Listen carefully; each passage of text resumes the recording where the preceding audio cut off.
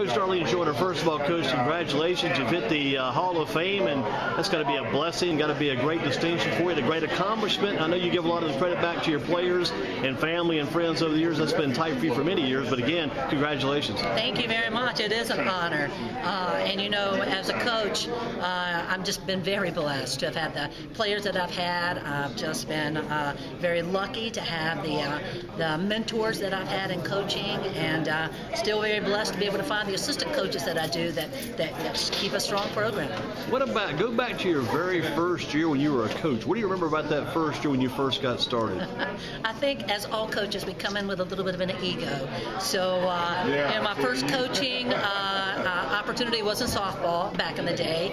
I was excited, I was eager, and I think I still am excited and eager, but over the years I've coached a little bit of everything, but I can still remember getting super excited about the games that came up, and a little bit of an ego, like I said, of getting out there and thinking that I always showed up thinking that my team was going to beat everybody. And again, it wasn't anything that I was doing, it was just the kind of players, not knowing what was going on in their practices. I knew my kids were working really hard, and you always had that chance. So here's a big question. Why did you get into coaching? What made you, because you're a very good athlete, and sometimes very good athletes look at coaching and say, well, that's just too much. I've already played the game. How can I translate what I was doing to what the kids need to do? How'd you get into coaching? Well, I went to Guilford College, and I actually started playing sports because my older sister, Mitzi, played sports. So it was just one thing that you got into, and it was just something that I never foresaw in my life being without, was being around sports. I enjoyed playing it, and I just enjoyed the opportunity of staying around it. And, you know, not playing on a professional level, I was never the kind of athlete that could do that, so the option was to coach it, and I enjoyed it. I really did. And you think about it, it makes the time go by pretty fast too, doesn't it? Oh, the seasons. Once you start, like in volleyball, we'd start and we did so much in the summer months, and it just rolled right into basketball. Your life goes by really fast because you're constantly going. So yeah, it's been fun.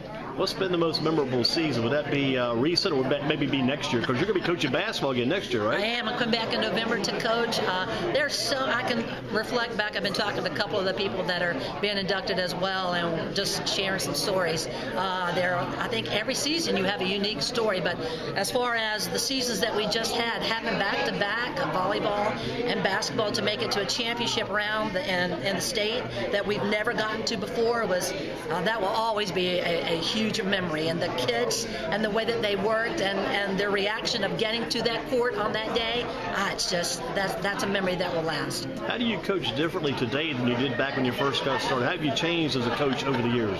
Well, I think that if you ask different kids, the ones that I coached back in the day and the ones that I'm coaching now, of course, every kid that comes back, we all have kids that come back for practices, and we have kids that would come back to the games, and they also have mellowed. I think that every coach over time will mellow a little bit. I don't know that I coach any different, and sometimes when you're coaching and you're aggressive, and I'm a huge disciplinarian, and you don't always, you're not always the most popular, but I think that's been the success with the kids that we have at Northwest, is just having that disciplined kid. But if anything has changed, I don't see myself as mellowing, but that's what a lot of my players would say. And I know you give a lot of the credit to your husband, Bobby, and also to your family, your parents, also Coach Al. You remember him too from the years. Learned a lot from Coach Al. What a great mentor. Yeah. Coach, congratulations. I know you're not done yet. Maybe another championship or two still out there lurking somewhere. Keep up the good work. That would be wonderful. And again, congratulations. Thank you so much.